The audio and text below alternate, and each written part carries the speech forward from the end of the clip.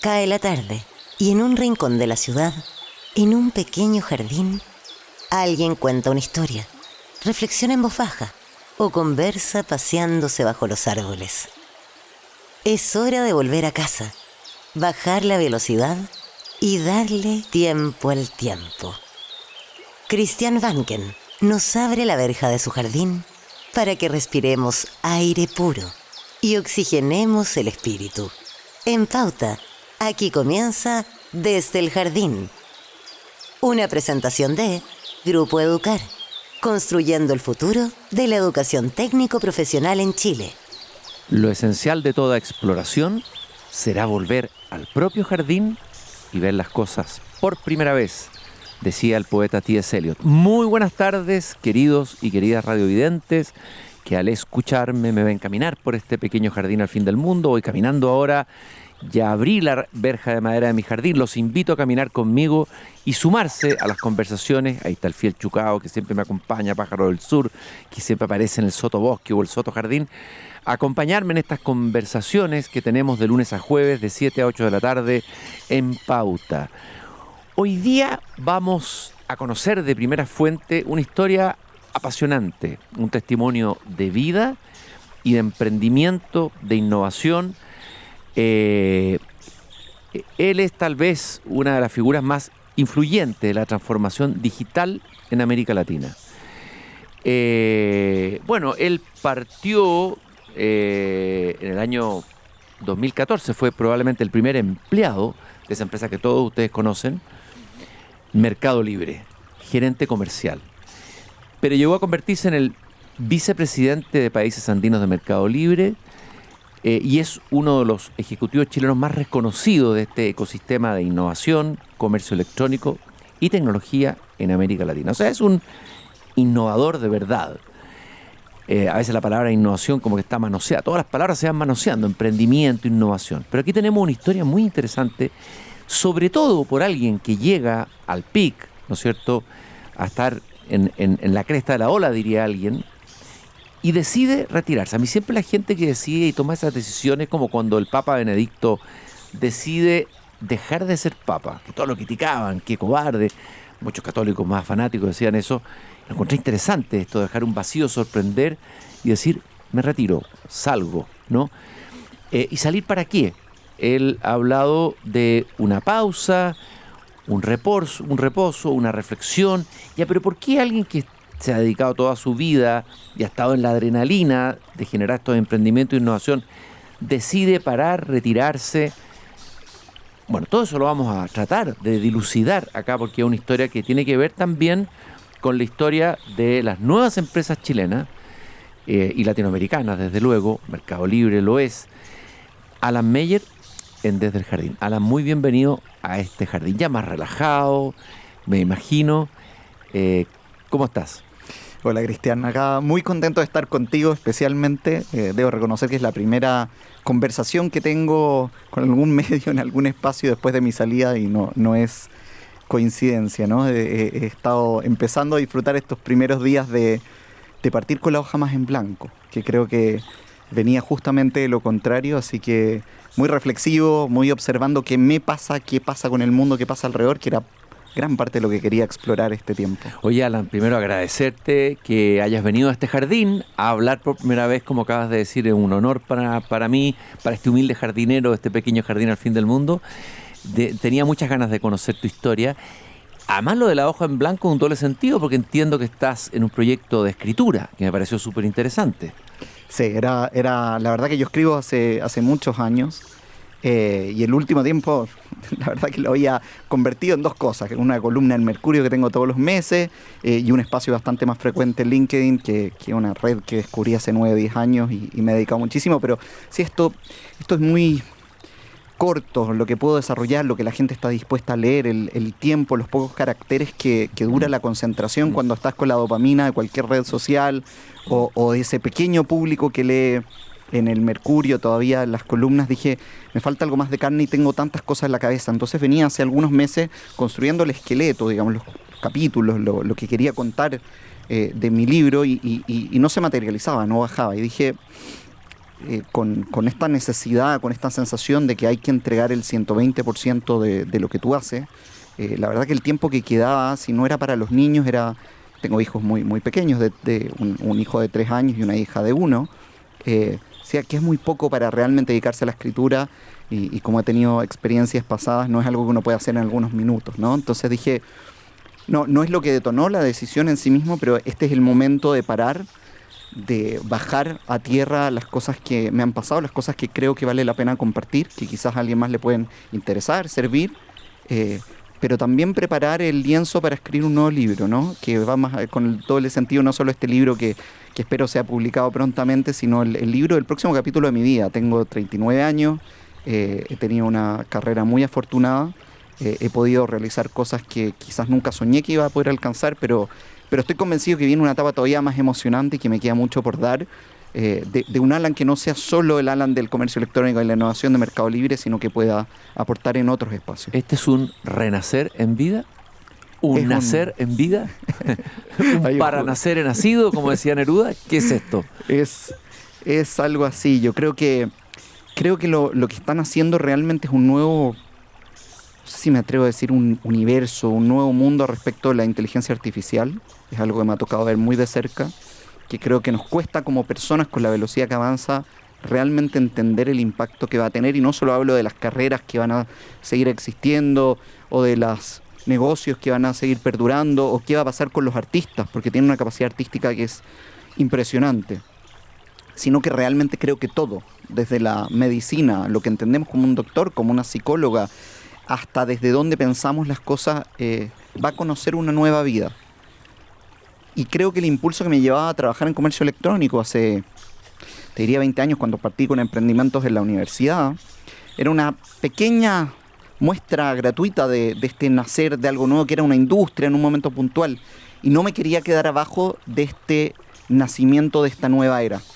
Creo que ya mis padres quizás la van a ver como cosas que utilizan sus hijos, pero yo estoy en la mitad de la vorágine y quería mirarla con una atención que el día a día no me permitía. Ya, ¿y cuál es tu sensación de este cambio de paradigma, de esta nueva era? Hay distintas visiones, hay visiones más apocalípticas, otras apocalípticos e integrados, como ha habido siempre. Hay discusiones, gente que está pensando en el mundo en distintos ámbitos. ¿Cuál es tus percepciones primeras? Yo sé que esto no se puede hacer futurología tan fácilmente ni nada, pero tu percepción más profunda de lo que viene. Yo creo que hay algunas cosas que me animo a pensar que van a ser probables. Una es que la humanidad va a estar mejor. Yo soy un convencido... Optimista. ¿Eres optimista en eso? Yo, fíjate que no soy de una personalidad intrínsecamente optimista, pero esto me tiene con mucho optimismo, porque veo cosas como mayor tiempo para la gente. Creo que veníamos de tratar de forzar trabajar menos horas, leyes que acotaran el tiempo, más como un deseo que como una cosa factible. Creo que esto realmente nos va a permitir hacer más en menos tiempo y vamos a poder alcanzar mayores niveles de desarrollo con menos tiempo, y eso le va a devolver tiempo a la gente. Eso es una de las cosas que me tiene más optimista. La segunda tiene que ver con la democratización y el acceso a muchos servicios que hoy son más exclusivos. Hablo desde medicina. Imagínate una guía que pueda hacer de psicólogo, que creo lo puede hacer, y tengo varios experimentos al respecto muy bien, y hoy es algo bastante acotado quienes pueden acceder a ese tipo de cosas. Desarrollo humano, conversaciones, conocimiento, aprendizaje. Creo que viene una etapa hermosa para el ser humano, pero también creo que viene una etapa anterior que va a ser media distópica. Más dura. Dura, de adaptación. Como fue la revolución industrial, pero tal vez más. Exactamente. Hay algunos futurologistas y gente que dice que va a durar entre 7 y 15 años, que probablemente en algún minuto experimentemos algún desempleo más alto en el tiempo de ajuste, en el nacimiento y en el entendimiento cuáles van a ser las funciones y cómo va a ordenarse esto. Quizás se va a acotar cuánto tiempo pueda trabajar cada persona, también para que haya trabajo para todos. Va a haber un recambio que va a tocar desde cómo se organizan las empresas. Y estamos viendo, hace poco hablaba de Mark Zuckerberg, de que se había equivocado en los despidos masivos que hizo en Facebook, y todavía no estaba listo para suplir a la gente con esa cantidad de inteligencia artificial. Pero creo que esto está cambiando, creo que vamos a ir y venir, no va a ser una dirección única. Y creo que ajustar absolutamente todo lo que estamos viendo. La educación, los gobiernos, lo que entendemos por trabajo, la riqueza. ¿No ves peligros está el lado positivo. Tú sabemos que la realidad tiene luces y sombras. No sé si la tecnología sí no es peligro. Hay una cosa, me acuerdo mucho el escándalo, no sé si te acuerdas de Meta, de Cambridge Analytica, que también volviendo a Zuckerberg declaraba en el Parlamento americano que decía que quizás su mayor error es que no le dedicó tanto tiempo a pensar en los riesgos como en las virtudes y en las cosas que podía alcanzar. Yo creo que nos falta dedicar y van a tener que existir los incentivos para acotar esos riesgos que han existido en cualquier tecnología, pero esto es tan amplio que quizás estamos subinvirtiendo en eso. No hay mucho incentivo, nadie te paga por hacerte cargo de todos los riesgos hasta que algo se rompe y alguien se tiene que hacer cargo como un petrolero que se derrama en el mar, ¿no? Nadie le está pidiendo que repare antes de que el petróleo aparezca en el agua. Creo que nos va a pasar un poco de eso, pero creo que la propia inteligencia, creo que la gente que está detrás, creo que pocas tecnologías han nacido con un espíritu tan humanista como este. Ves las reuniones de Amodei con el Papa, que después derivaron una encíclica, ves una conexión con lo espiritual, con el cuidado que otras tecnologías quizás no lo tuvieron. No sé si la revolución industrial, el que estaba haciendo las máquinas, estaba compartiendo con filosofía y con eruditos y con gente de la fe, que era lo que iba a pasar. Entonces veo que están convergiendo, veo algunas de estas empresas parten como fundaciones reales, veo lo que persiguen detrás, veo el cariño con el cual trabajan y creo que esto tiene muchas más chances de terminar bien que mal. Estoy caminando en mi jardín con Alan Meyer, quien hasta hace poquito fue vicepresidente unos días de Países Andinos de Mercado Libre, uno de los fundadores, podríamos decir, o los primeros ejecutivos y empleados de Mercado Libre en 2014. Pasaron muchas cosas entre el 2014 y 2010, debe haber sido vertiginoso, rápido. Cuéntanos un poco tu historia desde el comienzo. ¿Cómo llegas ahí? ¿En qué estabas antes? ¿En qué estabas pensando cuando eras joven? ¿Soñando? ¿A dónde ibas? ¿Y cómo de repente esto entró en tu vida o tú entras en Mercado Libre? Ahora no. Expláyate en tu historia personal. A ver, creo que tengo dos vías, ¿no? Una es como ingeniero y otra es con mis otras pasiones, pero si me enfoco en la de ingeniero, siempre me llamó mucho la atención el comercio electrónico. Te diría que ya compraba a través de una casilla en Estados Unidos y traía cosas desde los primeros sitios web en Estados Unidos, antes que en Chile se vendiera a mis 13, 14, 15 años, y lo encontraba alucinante. Encontraba alucinante de que tú compras en Estados Unidos sin taxes, o sea, ya tenías una ventaja económica, el tiempo, la cantidad de cosas, de ofertas diferentes, de productos que no podías conseguir, libros ni hablar, y eso dio de alguna manera el espacio para Amazon. Podías conseguir los libros que no había ninguna librería ni la más potente y grande del mundo que te los pudiera proveer o en algún idioma distinto. Y eso me quedó pegado. Después traté de emprender en la universidad, pensaba como comparación de precios, pensaba cómo esto puede ayudar a la gente a tomar mejores decisiones.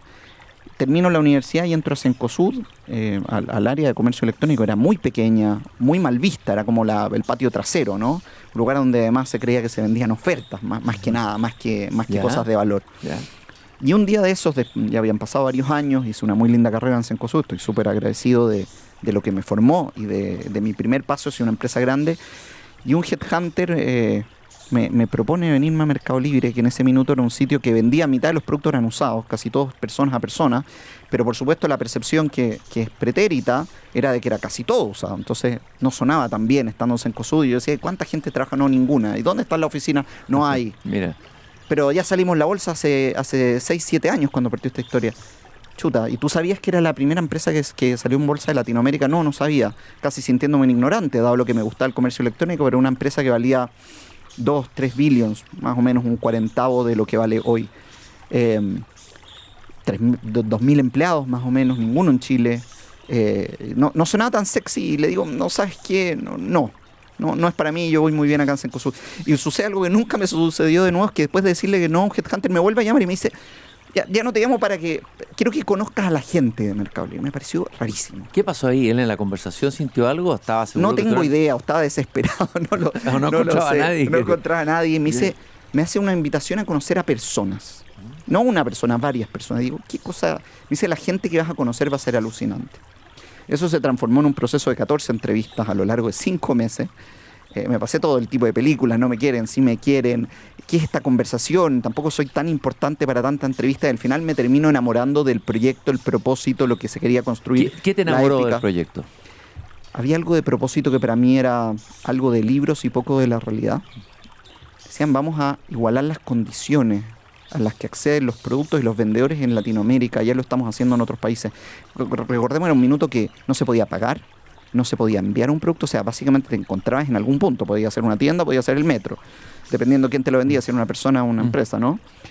Pero sonaba esto de darle las mismas posibilidades a alguien que estuviera en cualquier lugar del país, independiente de su tamaño, independiente de su infraestructura, de cuánto tiempo llevara, y darle la misma tecnología a alguien que nunca había hecho comercio electrónico, que a los más grandes sonaba, solo podía funcionar.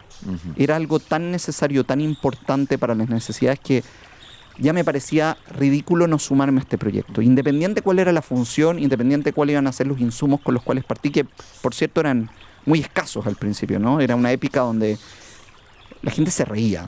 O sea, yo iba a convertir un sitio en Chile, veníamos bastante avanzados en comercio electrónico, increíblemente para la región. Los grandes retailers ya lo hacían, más o menos funcionaba, tenía el 2-3% de las ventas, hoy está como en el 16%, pero era algo incipiente y pequeño, ¿no? Y yo empecé con esta épica de todo lo que teníamos que hacer y también a pensar todo lo que no se estaba resolviendo, no solo lo que se podía hacer mejor, sino que no llegábamos rápido a todo Chile. Tú comprabas en un sitio web y te entregaban entre 5 y 10 días hábiles, no habían cuotas, era muy elitista, casi todo se daba en Santiago y veía esta magia de lo que podíamos crear y empecé a entusiasmar a otra gente. Y las primeras personas, te diría, más se vinieron por el sueño que por una propuesta que cerrara en el sueldo a fin de mes, ¿no? Eran algunos soñadores igual que yo y empezamos a traccionar esto. Y bueno, así pasaron 12 años. Hoy en día 1 de cada 2 paquetes que se mueve por internet con origen en Chile es de Mercado Libre. El negocio creció más de 100 veces en estos 12 años. ¿Y qué aprendiste de cómo crecen este tipo de emprendimientos? ¿Cuál es la lógica? ¿Qué es lo que ocurre? ¿Qué descubriste ahí? ¿Qué has pensado sobre eso? Lo primero que la ventaja de tener una empresa de tecnología es que te das muy rápidamente cuenta que tu valor más grande son las personas. Y parece casi medio opuesto, ¿no? Una contradicción. Pero claro, tú vas a una farmacia, a un restaurante y te dicen location, location, location. Lo más importante es dónde estás posicionado. En otras empresas te dicen el producto, la marca, Coca-Cola. Y de repente te dice, acá qué tengo. La oficina valen poco, son arrendadas. Infraestructura, ahora hay algunas bodegas, más de algunas, ¿no? Varios cientos, pero tampoco es algo que alguien no podría construir. Pero cuando vas a tecnología, código, dices, hay alguien haciéndolo. Y ni siquiera lo que ya tengo es importante porque el día de mañana cambia esto, como cambió, como poco antes de que yo entrara era casi todo a través del computador y ya había 90% a través de los celulares. Es otro código, son otras formas, es otro software, ¿no? Y te das cuenta que son las personas, y las personas son las que no solo te van a conducir a donde estás, sino tu única esperanza hacia el futuro, de que vas a poder adaptarte a los tiempos. Hoy la inteligencia artificial, cuanto más inteligencia artificial, más relevante se vuelve el ser humano, porque tenemos que adaptar un mundo a una tecnología para la cual nuestras cabezas no están preparadas. Entonces te diría que ese es uno de los aprendizajes más grandes y de ahí me volví una obsesión a quién contrataba, cómo funcionaban los equipos. El trabajo con personas, las personas. Es que era clave, transformé en realmente un momento. El ápice de cada proceso era la contratación, con un cuidado, con un detalle, con una preocupación desde la calidad humana, la calidad profesional, la ambición, qué venía a aportar, cómo iba a estar en el contexto, y venía de máquinas de contratar, que casi todo lo hacía recursos humanos, y de repente el foco lo teníamos nosotros, no recursos humanos. Y eso te diría que es una de las cosas clave. Y la segunda tuvo que ver con una transformación personal, hacia que el propósito no era un valor agregado, sino que lo que le da legitimidad a tu función empresarial, tanto hacia la gente que decide elegirte como hacia adentro. Que una persona mejor o peor preparada, cuando está conectada al propósito y a lo que significa su trabajo del día a día, se transforma en un personaje del Dream Team, si pensamos en la NBA de Estados Unidos. Sale un otro yo que tú no podrías conocer fuera del contexto de ese propósito. Y no es algo solo romántico. Me dicen, oye, pero ¿cómo lo haces tú? Porque son casi todos millennials. Y yo le digo, tengo tasas de rotación más bajas que las empresas más tradicionales. Y no tiene que ver, no es intrínseco del millennial. Tiene que ver con que ese millennial quizás es todavía más claro consigo mismo de cuán relevante le genera el impacto de lo que haga en el día a día. El sentido. El sentido. Y al principio parecía prosa. ¿Cuán importante es el sentido en la empresa, en la innovación, en emprender? Yo creo que la ola de nuevas empresas, y no hablo de la burbuja de los 2000, sino más bien del 2010 en adelante, ni hablar ahora de la IA, es que sin sentido no hay empresa. Antes había un algo más mágico, medio sexy del propósito, de empezar a hablar otro tipo de temas. Ahora se convirtió en... Ni te hablan del modelo de negocio. O sea, piensa WhatsApp, que todavía nadie sabe cómo gana plata. O sea, no te aparece una publicidad, lleva cuántos años, todos lo usamos. Y tú escuchas al fundador, que hasta hace poco estaba vinculado y decía, no hice esto para ganar plata. Y los inversionistas empujándolo, OpenAI, la misma historia. ¿Cuánta gente lo utiliza ChatGPT sin pagar un peso y todavía no te meten tampoco publicidad u otra forma? ¿Ves una obsesión? En algún minuto tenemos que solventar este emprendimiento, tenemos que pagar los servidores que están entrenando las inteligencias artificiales, pero lo ves como una necesidad más que el fin en sí mismo. Y creo que esas, no por nada, son las empresas que hoy más valor tienen. Pocas veces escuché, o nunca, a Steve Jobs diciendo, quiero tener un producto de alto margen que todo el mundo consuma, como lo es el iPhone. Está obsesionado con otras cosas. El partido es de la caligrafía, con la belleza de abrir una caja. Tiene unas cajas que te producen, valen 10x lo que vale la competencia, pero te producen una sensación que está diseñada desde hace muchos años. Entonces creo que estamos frente a probablemente el ocaso de un tipo de empresa y la consagración de estas empresas que en algún minuto fueron disruptivas y poco a poco se convierten en la norma. ¿Y qué te pasó a ti? ¿Qué transformaciones ocurrieron en ti, en el trabajo de la empresa? Tus propias transformaciones. ¿Cómo eras tú antes, Alan Meyer, antes y después de todo esto que acabas de describir? Yo te diría que pasé a estar mucho más preocupado de lo que teníamos que hacer a con quién lo teníamos que hacer. Eso fue una transformación bastante en línea con lo que hablábamos antes, ¿no? Lo segundo, me di cuenta de la importancia de la comunicación. Yo creo que pasé por ingeniería en la Universidad de Chile y siempre estaba resolviendo problemas de la forma más eficiente, pero los comunicaba muy mal si es que tenía la noción de comunicación. Creo que tuve la suerte de que siempre me gustó mucho escribir y eso me ayudó mucho en las capacidades de... Interesante. ¿En qué sentido te ayudó el hecho de escribir? Porque cuando estás frente a una hoja de papel no tienes la posibilidad de aclarar a quién va a leerte. Tiene que ser autocontenido, autoexplicado y uno puede desarrollar una mejor capacidad de transmitir ideas de forma clara, inequívoca, poco ambigua, o por lo menos intentar de que el otro entienda lo que quieres transmitir. Y eso lo empecé a mostrar cuando hablaba, cuando presentaba, cuando iba a un congreso, cuando hablaba con el equipo, y me dediqué a comunicar muchísimo. Me di cuenta que quizás una de las cosas más importantes era que estuviéramos alineados en lo que queríamos lograr y dejarle la libertad a las personas con capacidad. Reed Hastings, el fundador de Netflix, dice que es muy estúpido decirle a alguien, contratar a alguien inteligente para decirle lo que tiene que hacer. Y eso creo que es muy válido a todos los niveles. No es algo cuando ya alcanzas un cierto nivel de desarrollo profesional. Significa soltar un poco. Soltar, pero... Un cierto desapego, no sé cómo llamarlo, un riesgo también, ¿no es cierto? Algunos lo llaman delegar, ¿no? Pero un delegar no de quiero que delegues para que hagas todo como lo que yo espero que tú hagas. Para eso necesitamos robots y otras cosas lo pueden hacer mejor. El delegar, quiero que te hagas cargo de este problema y me entregues una solución que sea la mejor que seas capaz de entregar. Y siempre que la entiendas no como su versión definitiva, sino como tu mejor aproximación hasta el momento a ese problema. ¿Quiénes son tus fuentes, tus inspiradores en todo este trabajo que has hecho? No sé si lectura, un libro, has citado algunos maestros, otros ejemplos de emprendimientos como esto en el mundo, no sé. ¿Cuáles son tus fuentes, tu inspiración? Yo creo que tuve la suerte de conocer gente muy valiosa, tanto dentro de la empresa, que creo que eso es un mérito y una oportunidad y una bendición que tuve, que así como cuando me invitaron a ser parte de la organización, dije que hay gente rara, en una densidad poco usual. Es raro esta colección de personajes que podrían estar liderando empresas impresionantes, algunos que volvían a Latinoamérica después de 10, 15 años. Mi primer jefe, un gran amigo, era el director de marketing de Twinings, ¿no? De los tés. Le vendía un argentino vendiéndole té a los ingleses, una cosa bien particular, y se vuelve a Latinoamérica, ¿no? Que ha sido un gran mentor y una gran inspiración, pero así he tenido muchos. También en el ruedo empresarial, también he conocido gente muy inspiradora desde cómo trabaja. Y yo soy un convencido que la empresa, ¿no? Que toda empresa parte como un emprendimiento y todo emprendimiento parte de un sueño. Y a veces nos perdemos en la mitad, en el bajar costos, en el no está dando el margen, la acción va para arriba, la acción va... Pero cuando tú logras acceder a quienes soñaron ese sueño, es tremendamente enriquecedor, formativo. Así que te diría una segunda fuente. Y la tercera, la verdad que la encontramos en la literatura, muy en la literatura de negocios. Ya. Hay un autor que es muy conocido, pero que Simon Sinek, que habla de partir con el porqué, que tiene mucho que ver con lo que estamos hablando. Y es un profesor universitario que habla mucho de esto, se conecta mucho con Steve Jobs y con otros personajes, pero creo que representa el desde dónde, ¿no? Porque la gente rápidamente dice, ¿qué tenemos que hacer y cuánto tenemos que bajar el gasto? Y pocas veces dice, ¿para qué lo estamos la haciendo? pregunta, Entonces, es preguntar.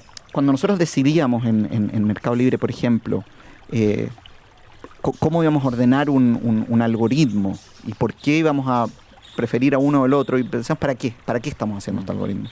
No queremos que el cliente tenga la mejor experiencia, queremos dar las mismas posibilidades que enviando. Entonces, el para qué, después el cómo lo hacemos, podía variar un poco, lo podíamos mejorar, pero el para qué ha sido algo transversal a las decisiones que he tomado. Y creo que hacían de los principios de Ray Dalio, hasta los conceptos de Black Swan de Taleb y otras cosas, creo que han sido conceptos que me han ido anclando en distintas visiones que me han permitido construir una empresa que creo que ha sido diferente, creo que la gente la percibe diferente. Y siempre hablo cuando algo no salía tan bien, yo miraba redes sociales hablando de que es un gran espacio para que la gente se saque mucha frustración de adentro, y yo decía, la propia gente nos defendía. Entonces decía, algo estamos logrando transmitir que no tiene que ver solo con cuántas entregas hacemos en tiempo, sino que le ha generado un cariño a la gente y una resiliencia y una tolerancia a que eventualmente algo no sale bien, que es inusual en la dureza con la cual tratamos muchas veces a las empresas. Y creo que eso se ve desde adentro. ¿Y con qué pregunta estás ahora?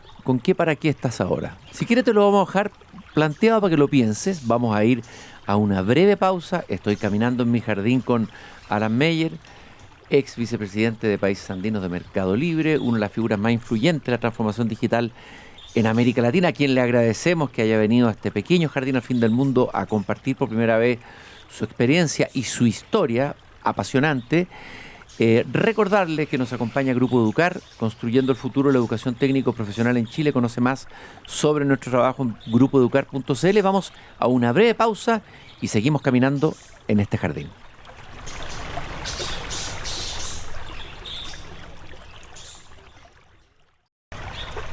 Seguimos caminando en este pequeño jardín del fin del mundo en esta tarde de invierno. Soy Cristian Banken, el jardinero de este jardín, y estamos en esta conversación y paseo peripatético, para usar la idea de Aristóteles y sus discípulos. No es pretencioso, un peripatetismo sin esa pretensión. No vamos a emunarnos obviamente con el gran filósofo Aristóteles, pero qué importante es conversar caminando. La conversación es un camino también, vamos en camino y nos hacemos preguntas. Las preguntas son fundamentales en la historia del pensamiento humano. ¿Quién ha hecho las primeras preguntas? Martin Heidegger, el filósofo, decía que el preguntar es la piedad del pensamiento. O sea, es una actividad casi sagrada del pensamiento el preguntar. Y estoy con Alan Meyer, ex vicepresidente de Países Andinos de Mercado Libre. ¿Y qué tiene que ver el preguntar con Mercado Libre? Miren ustedes, tiene mucho que ver, por lo que vinimos conversando desde el primer bloque, ¿no? Él dijo la importancia del por qué y el para qué, a veces más que el cómo, en empresas que resulten, que tengan el éxito que tuvo Mercado Libre. Pero le pregunté, ya que se retiró, aparentemente se bajó de la micro o tomó distancia, vamos a profundizar después en eso, ¿en qué pregunta está ahora o cuáles son las preguntas que lo están rondando ahora, Alan? Te diría que es la primera vez en muchos años que me animé y quise pensar y quise tener el espacio para pensar de qué otras industrias, si lo miro desde el mundo de los negocios, o qué otros cambios van a surgir que realmente van a cambiar la humanidad. Y muchas veces hablaba, fíjate, con headhunters que me ofrecían roles potenciales en otras empresas y le decían, ni quiero escuchar porque es como que te traigan un plato que no te quieres comer, que no quieres engordar, y ¿para qué lo voy a ver con esa tentación? Y decía, pero ¿por qué te moverías? Yo le digo, bueno, cuando tengo una pregunta, un propósito, duda que realmente amerite o suene a que debiera dedicar mi tiempo más que lo que estoy haciendo. Y fíjate que eso me empezó a pasar de forma cada vez más masiva el último tiempo. El primer rubro que traigo es la salud. Se va a masificar la personalización de medicamentos, la velocidad con la cual podemos llegar a soluciones, la importancia que tiene el tener tu propia información de cómo funciona tu cuerpo centrado. Yo mismo tengo ahora un anillo que registra cómo duermo y otras cosas y te soy sincero, no sé si lo uso para la información que me da hoy o para tenerla el día de mañana, cuando una consulta a lo que sea algo médico, no quiero decir a un médico, tenga mucho más que ver con la información que tú tienes, todos los exámenes, todo el registro de cómo te alimentaste, cómo dormiste, cómo respiraste y la capacidad que va a tener en muy poco tiempo de darte diagnósticos que hoy no son posibles. Y creo que eso, pensando en la longevidad y no solo en la expectativa de vida, sino en cómo vamos a vivir cuando seamos mayores, en un contexto que probablemente estemos de acuerdo que vamos a vivir más años, pero no tenemos claro... El problema es vivir bien, no vivir más años. Claro, exactamente. Todo este tipo de información y lo que puede hacer y cómo va a cambiar la disciplina del cuidado del ser humano me genera una emoción que todavía estoy muy partiendo en este camino, pero donde va a cambiarlo todo. Y esa emoción que sentía en el comercio electrónico, que en su minuto parecía una revolución total, parece pequeña, ¿no? Ya, pero o sea, pasaste de esa emoción del comercio electrónico a esta emoción por la salud del futuro, ¿o no? Sí, y que es loquísimo, ¿eh? Porque durante 15, 20 años me estoy construyendo con una de las personas que sabe mucho de comercio electrónico. Y fue la interacción con la tecnología y entender su alcance y potencial el que me permitió imaginarme cuáles iban a ser los campos donde más iba a cambiar la calidad humana en los próximos años. O sea, si no hubiera estado en comercio electrónico, una empresa líder en tecnología en Latinoamérica, son preguntas o convicciones que difícilmente tendría. La segunda, y probablemente no me dedique a esta, pero que también me tiene muy... escribí una columna en Mercurio hace muy poquito, es sobre la educación. ¿Qué vamos a educar si el conocimiento ya está? Gran pregunta. Y creo que va a tener mucho más que ver con resiliencia, con aprender a pararte. ¿Cómo se van a llamar las carreras que lleven eso? Van a tener los nombres, porque está Elon Musk y otros diciendo que deberíamos estudiar física y matemática, pero no sé si van a ser carreras mucho más humanas que te digan el conocimiento está, las herramientas están. Pero falta, no sé, la sabiduría o falta... Pero ¿cómo aprendes a interrelacionarte con otras personas en un mundo donde cada vez la gente está más con el computador y el celular? ¿Cómo convences? ¿Cómo te paras de algo que te sale mal? ¿Cómo vives una crisis? Y vamos a empezar a tener carreras que yo tiendo a pensar que se van a ir colapsando hacia un universo mucho más acotado, más vinculado a las artes liberales, más vinculados a este tipo de emprendimiento humano, porque con todas las herramientas que tenemos, si yo te agarro una tremenda motosierra, pero se me cae de las manos y me corto una pierna, estoy en un peligro muy grande. Entonces voy a tener no una motosierra, algo muchísimo más pasado que posiblemente ni yo mismo pueda levantar, no sepa cómo utilizarlo y no sepa las consecuencias que pueda tener la utilización de ese mecanismo. Entonces, creo que es alucinante el cómo vamos a cambiar y no me quería perder esta transformación desde un lugar donde pudiera observarlo con más detenimiento que el día a día. ¿Hablaste de las artes liberales? Es decir, no sé, la formación humanista, una cosa así. Yo creo que viene un comeback, ¿no? Creo que desde carreras como el enseñar en su nueva versión, que todavía no ha sido ni siquiera, creo, dibujada en una servilleta, hasta... Creo que la filosofía va a vivir una revitalización impresionante. Creo que las carreras humanistas que hablan de la lógica, el derecho, pero desde un lugar totalmente distinto y mucho menos vinculado a cuánto te sabes de una ley vigente y mucho más dedicada al pensamiento crítico y a la capacidad de darle ángulos distintos a una situación que otros están resolviendo o proponiendo. Creo que van a vivir una transformación total. No por nada soy parte del Consejo Asesor de la Facultad de Economía y Negocios de la Universidad Adolfo Ibáñez, también soy asesor de Ingeniería Industrial en la Universidad de Chile y vengo escuchando esto y además no son cosas que no crea que ya están pasando, creo que están pasando y me encantaría tener algún lugar mucho más menor que lo que me imagino como mi próximo capítulo laboral, pero donde también pueda contribuir porque creo que todo va a cambiar y que Chile tiene una oportunidad maravillosa, con que la cancha se volvió a nivelar. Hablamos que China, los costos de producción y los chips y Estados Unidos y el mercado, y nos encontramos en una cancha que de la noche a la mañana se emparejó. todos tienen la misma posibilidad de construir, por ejemplo, un software. Hablan de los unicornios unipersonas, ¿no? Que solo con herramientas y una buena idea podemos hacer unicornios que antes te hubieran tomado. Necesitas una población mínima, un mercado mínimo, y creo que todo eso hoy es plano. Pero quiero que ¿dónde debiera colocarse Chile en esta? Se dice que hoy día es una carrera y una especie de guerra fría entre dos potencias. ¿Quién va a conquistar la inteligencia artificial? No sé, fuerte, no sé. Entre Silicon Valley y el Comité Central del Partido Comunista Chino para tener el control de las guerras y todo. Y entonces, a ver, ¿dónde nos colocamos nosotros? ¿Dónde colocas a Chile? ¿Cómo ves Chile en los próximos décadas esto? Yo creo que algo que me encantaría regalarle a quienes nos escuchan es que hoy esto es como que se estuviera definiendo en qué idioma vamos a hablar. Vamos a hablar en Claude, Sonnet 5, o vamos a hablar en Qwen, Qwen es uno de los modelos más importantes de China, o vamos a hablar en algún modelo 0.2 de OpenAI. Y cuando tú dices, ok, es una batalla muy importante, cultural, de soft power, de hard power también, pero lo más importante para mí no va a ser el lenguaje que utilicemos, sino que es lo que conversemos. Y eso ni siquiera se empieza a hablar. Algunos le dicen que es el mundo agéntico, ¿no? Ya que no te responde una pregunta, sino que es prácticamente un empleado tuyo.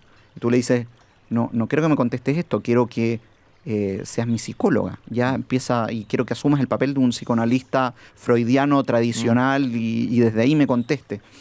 Y creo que estamos demasiado obsesionados con quién construye los modelos de lenguaje, que son el equivalente al lenguaje en la lengua humana, y mucho menos preocupados de dos dinámicas. Una que está empezando a darse en el mundo, que lo sostiene, ¿no? Que son la infraestructura, y eso hay algunas batallas donde Chile, por ejemplo, teniendo los recursos naturales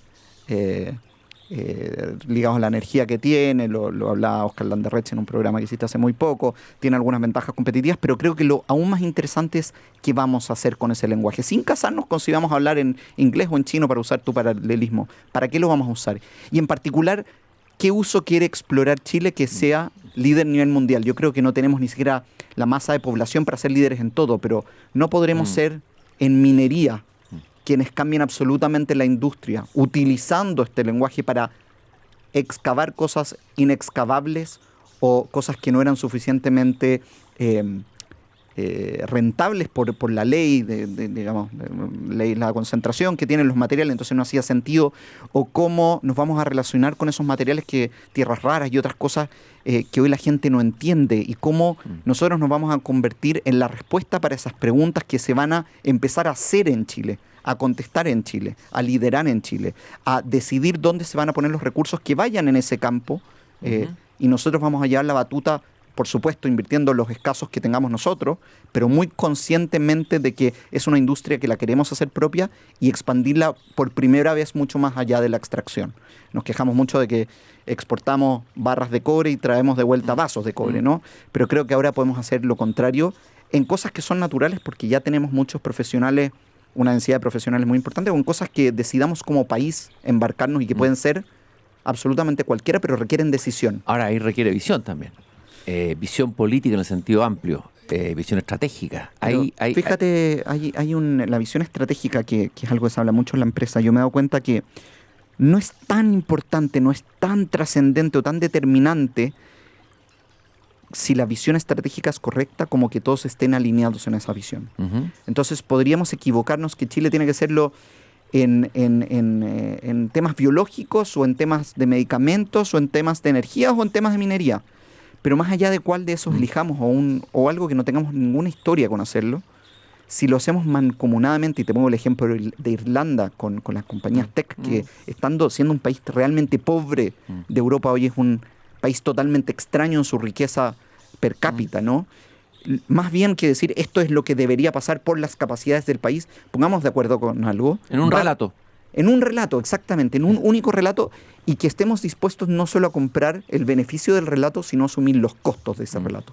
Los costos de corto plazo, los costos de que quizás de una manera más planificada hay carreras a las cuales no le vamos a dar tanto cupo, tanta capacidad, o vamos a acotarlo porque necesitamos que se forme en este lugar, que se prioricen los proyectos de estas características, que la tributación de los proyectos para que lleguen los capitales ligados a esta dirección que elegimos vayan en la misma dirección. No va a ser algo relacionado a ciclo político, y requiere como decías, Cristian, un relato común que que debiera llevarnos mucho más tiempo que cuál va a ser el objetivo a maximizar en ese relato. Entonces, creo que esa es la esencia se gasta mucho tiempo definiendo cuál es el objetivo y mucho menos cómo vamos a hacer que todos vayamos en esa dirección.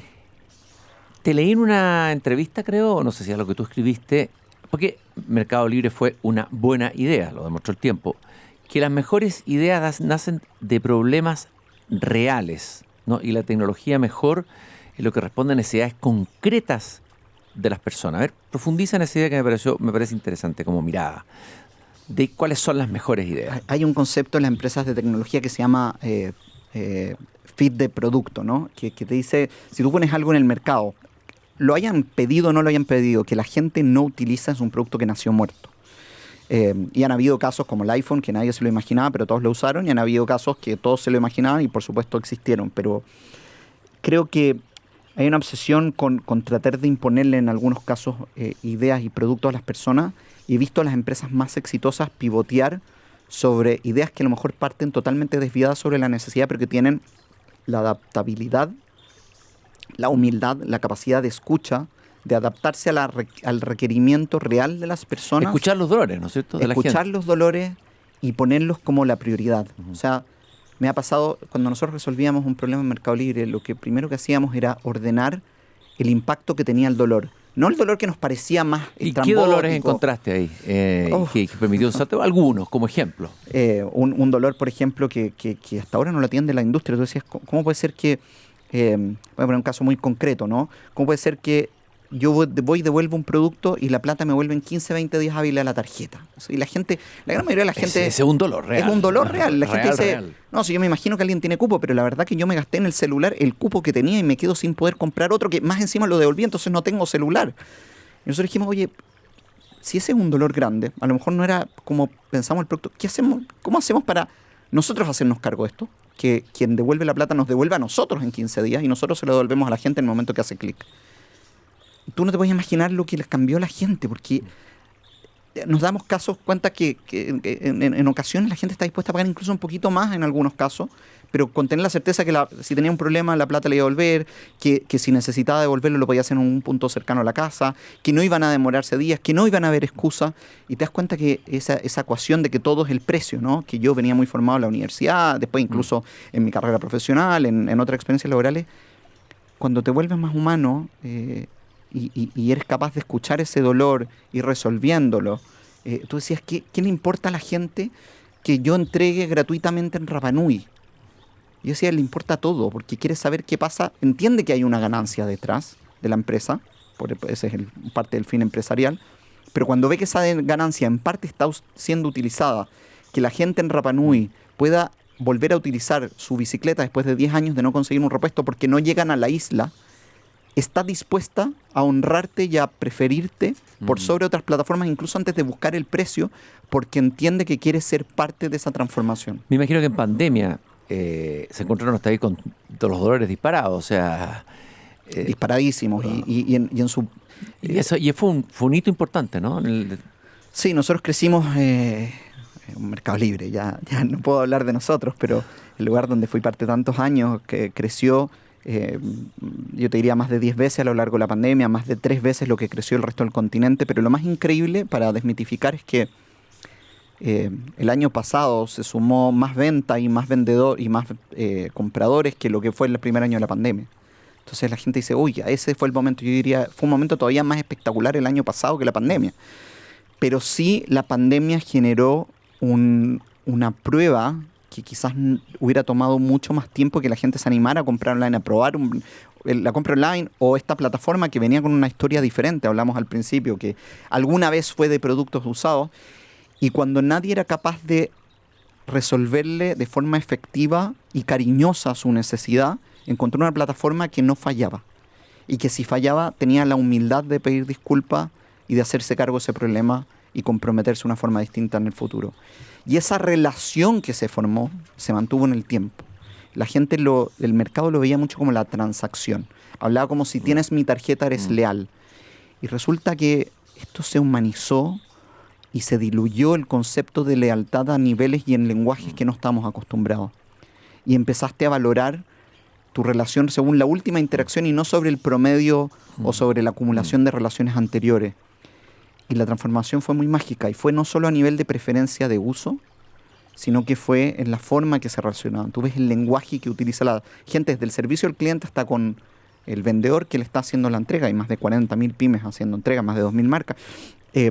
Pero ves ese lenguaje y te das cuenta que nos cambiamos literalmente de ¿cómo poder decirlo? De escalafón lingüístico. O sea, pasó a ser más cariñoso, más confiado, más agradecido. Entonces, no ocurre, por supuesto, en el 100% de los casos. Hay gente enojada, pero empezó a cambiar la forma. Y en este Chile que tenía este problema de confianza, de entenderse, de quererse, nosotros empezamos a ver una interpretación distinta a lo que estaba pasando y una respuesta distinta. Y no tenía más que ver con cumplir lo que prometías, con estar ahí, con no fallar. Y creo que eso es transversal, no es propio ni del comercio electrónico ni de Mercado Libre. Creo que es una fórmula que debe ser repetida y copiada en tantas industrias como te vengan a la cabeza.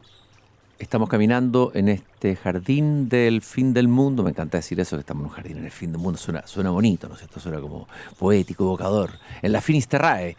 Soy Cristian Banqui, en el jardín de este jardín. Estoy caminando con Alan Meyer, ex vicepresidente de Países Andinos de Mercado Libre, que dedicó una parte importante de su vida a esta empresa innovadora y que ahora decidió tomar una distancia, sorprendiendo a todos, sorprendiendo al mercado, retirándose, enfrentándose a la hoja en blanco, planteándose nuevas preguntas.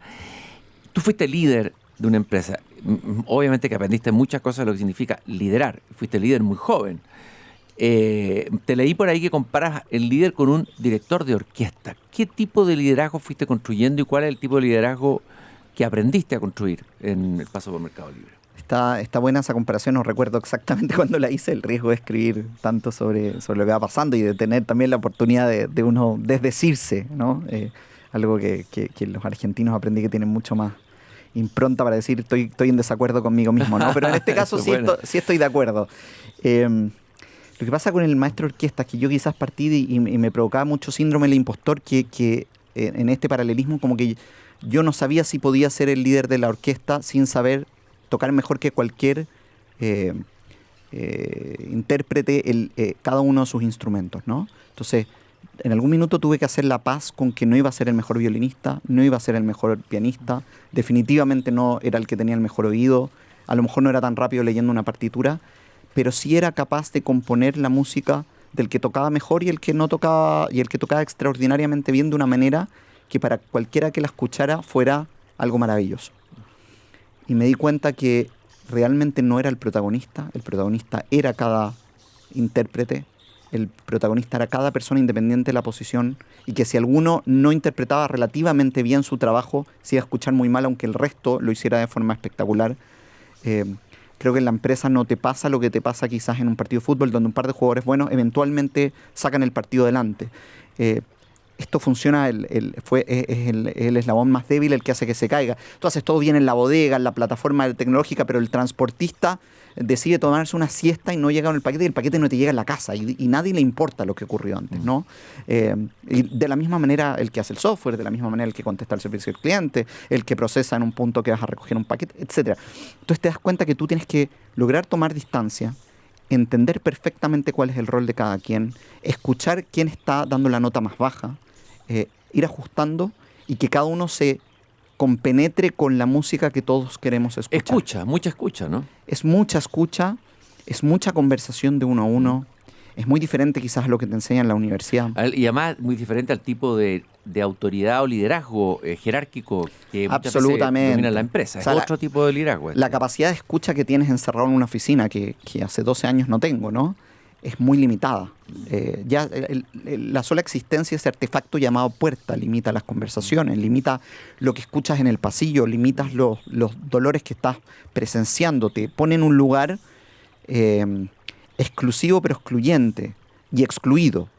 Y creo que el estar ahí, incluso ni siquiera te diría comparación al maestro orquesta, ni siquiera un pedestal arriba, a la misma altura con el resto, paseándote y escuchando los distintos sonidos y tratando de percibir, no una vez, no cuando parte la obra, sino en cada minuto que va ocurriendo, quién está un poco desafinado, quién se está perdiendo el ritmo en el cual estamos trabajando, te permite componer algo que la gente escucha con dificultad algunos, la gran mayoría, para identificar cada instrumento, pero con una convicción de que lo que están escuchando es hermoso, me sirve, me gusta y quiero más de eso. Y creo que de eso se trata el liderazgo, y tiene mucho más que ver con servir a quienes hacen que la música ocurra, más que servirte. Al final la orquesta está tocando para el público, y el maestro de orquesta está preocupándose que cada uno de esos músicos pueda dar lo mejor.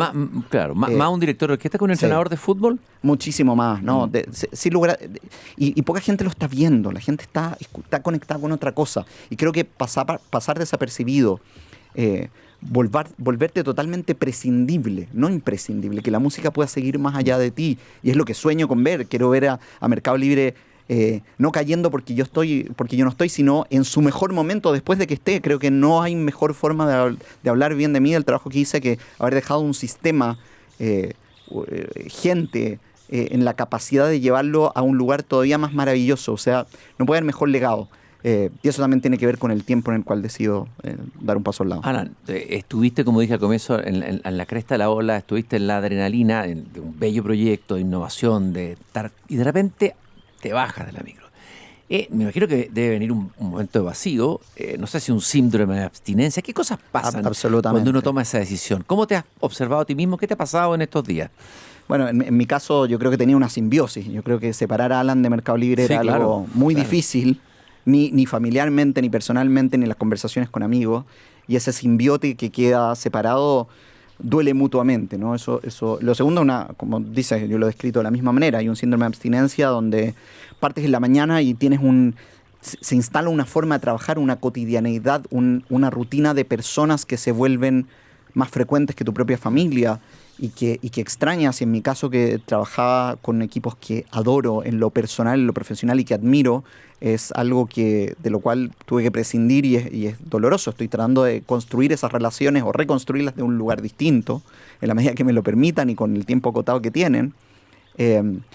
Pero también viene una emoción de poder pensar y tener más tiempo reflexivo, de mirar con una distancia y con una disciplina y una temporalidad que el día a día de una empresa tan vertiginosa, que ni siquiera cierra sus locales a las 7, 8 de la noche, difícilmente te lo permite. Se llena tu mundo de algo que te encanta, es maravilloso, pero satura cada espacio que puede, ¿no? Es gaseosa, ¿no? Ocupa el espacio que le des. Y tal vez el vacío, entre cosas, momentos de vacío, momentos de silencio, en el vacío ocurren cosas, yo creo, que a veces cuando está todo lleno. Claro, y también aparecen personas, aparecen conversaciones que no se hubieran dado en el contexto de lo que estaba viviendo antes.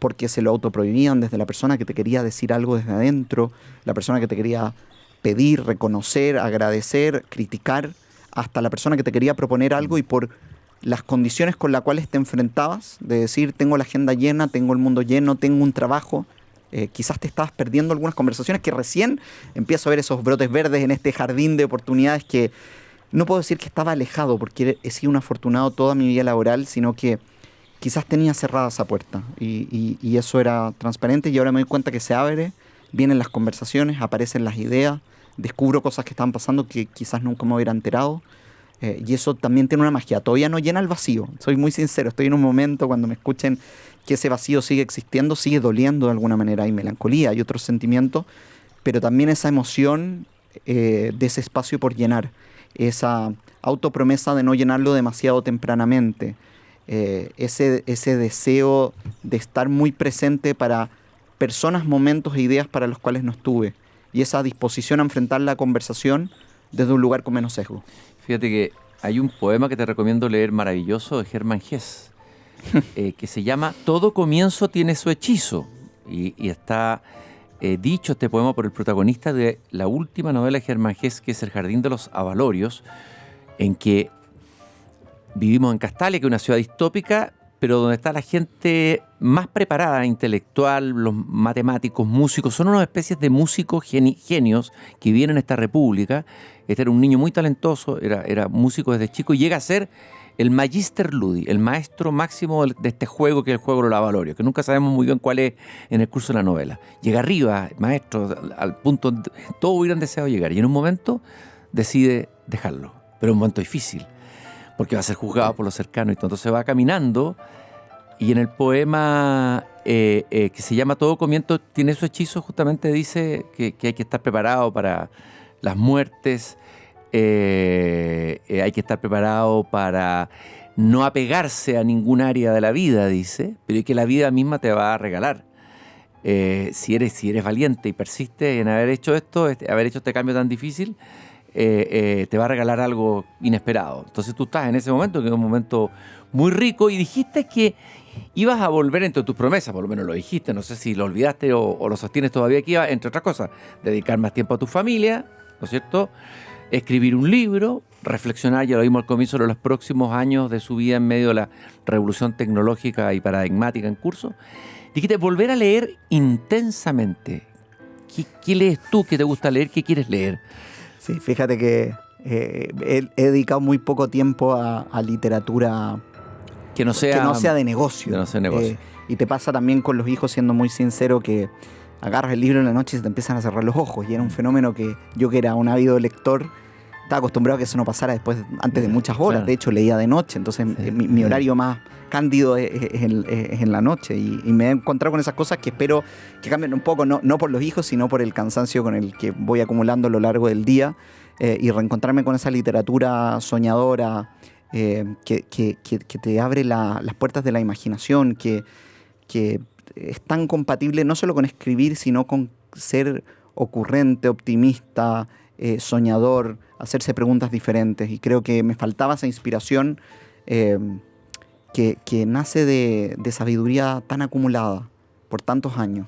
Oye, ¿y te recuerdas algún libro que te haya marcado cuando joven, o algo que te haya emocionado, algo que sea como tu libro talismán, tal vez, o algo así?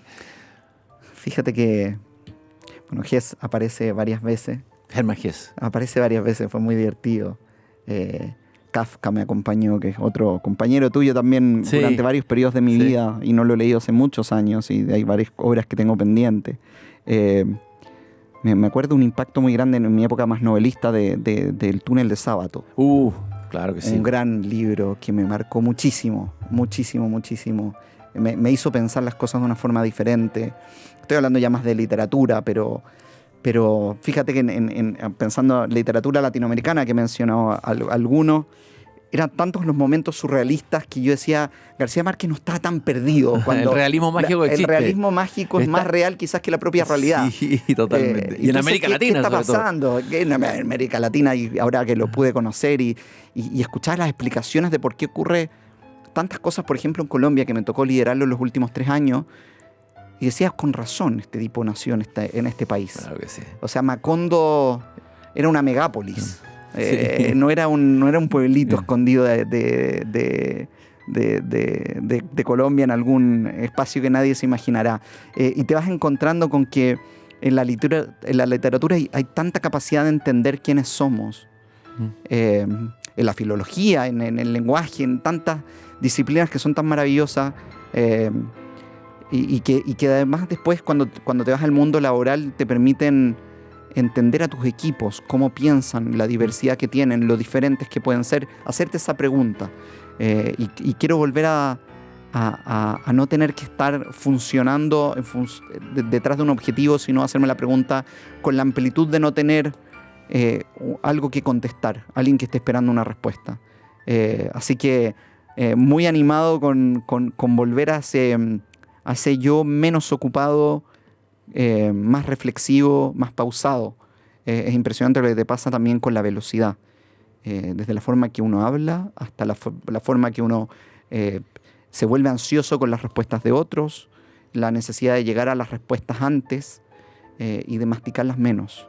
Y creo que en el mundo de las preguntas, el cual los prompts y todo lo de la IA nos ha hecho reflexionar, el tiempo para masticar las respuestas es un bien bastante escaso.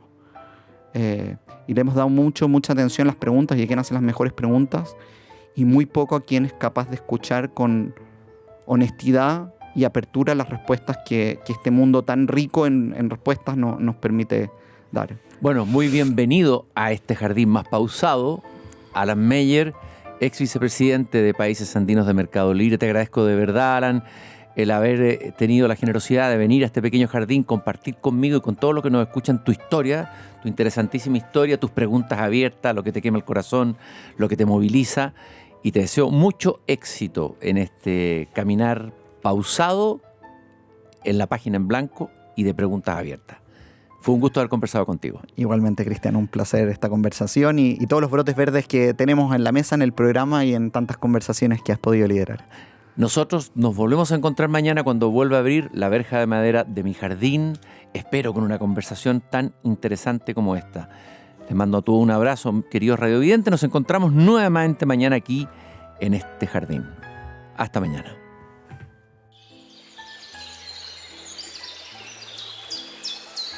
Es hora de cerrar la verja de madera del jardín, pero Christian Vanken la volverá a abrir de lunes a jueves a las 19 horas en Radio Pauta, cuando comience de nuevo Desde el Jardín. Una presentación de Grupo Educar, construyendo el futuro de la educación técnico-profesional en Chile.